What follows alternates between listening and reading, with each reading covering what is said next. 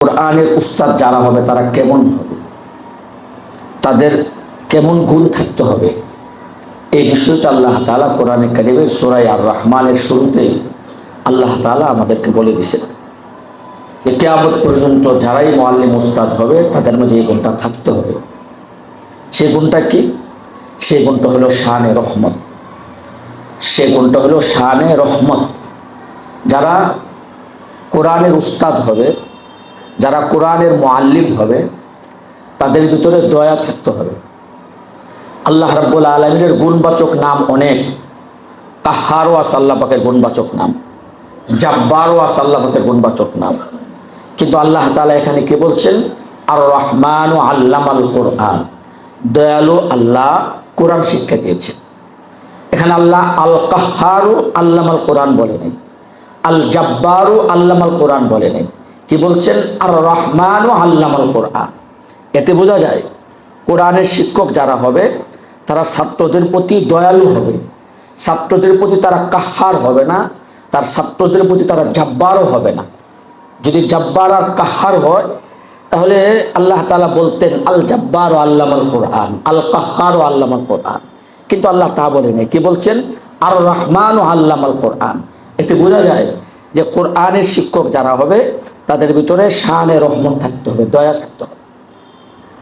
আমরা যারা কোরআনের শিক্ষক, আমাদের জন্য তো উত্তম আদর্শ হলেন মুহাম্মদ রাসূলুল্লাহ সাল্লাল্লাহু আলাইহি সাল্লাম, কারণ তিনি পৃথিবীর বুকে সর্বপ্রথম কোরআনের শিক্ষক।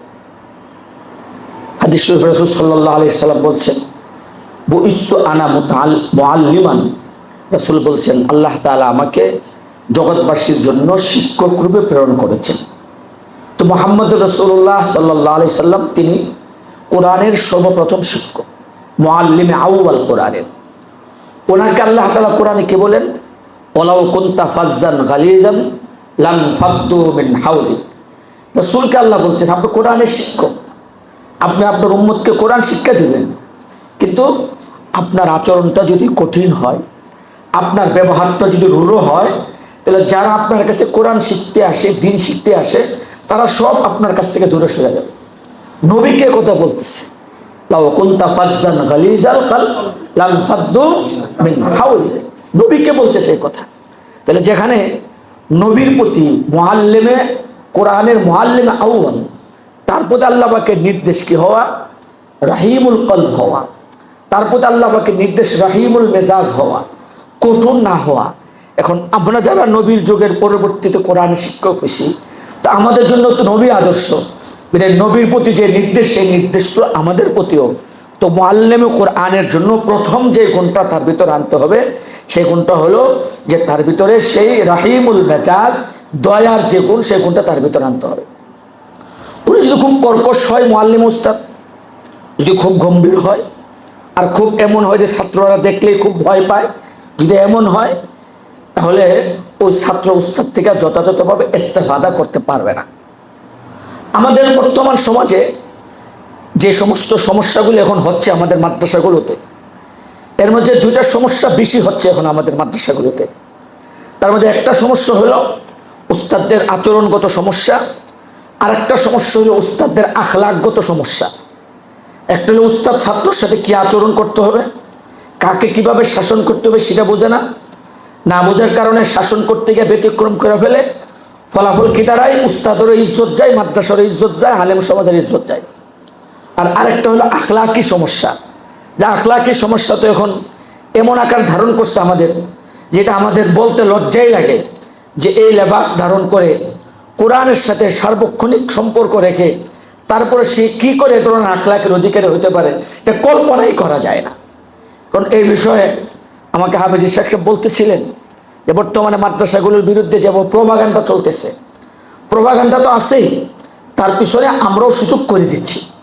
আমাদের মাঝে কিছু লোক এটা সুযোগ করে দিচ্ছি যে আমরা সতর্ক হচ্ছি না, সতর্ক না হওয়ার কারণেই তারা সুযোগ পাচ্ছে, এরা সুযোগ পায় সুযোগের সদ্ব্যবহার করতেছে। এক্ষেত্রে আমাদের উলামায়ে কেরাম এবং বিশেষ করে যারা মাদারিসের উস্তাদ আসাতিজা কেরাম, এদেরকে সতর্কভাবে চলা ছাড়া এই অবস্থা থেকে উত্তরণের কোনো পথ নাই। সতর্কতার সাথে চলা এবং আল্লাহর ভয় সঙ্গ রেখা চলা। ছাত্রদের ক্ষেত্রে ছাত্রদের শাসনের ক্ষেত্রে, সেটা আল্লাহর ভয়কে সামনে রাখা। আসাদায়ে কেরাম ওনাদের জন্য আদর্শ মুহাম্মদ রাসূলুল্লাহ সাল্লাল্লাহু আলাইহি সাল্লাম।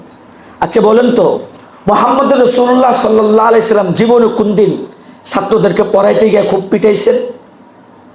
আছে এমন নজির যে রাসূল সাল্লাল্লাহু আলাইহি সাল্লাম ছাত্রদেরকে খুব পিটাইছেন, যে ছাত্র কোরআন শরীফ পড়া শোনাইতে পারে নাই, পড়া পারে নাই, যে কারণে ছাত্রকে খুব পিটাইছেন? এমন কোনো নজির আছে?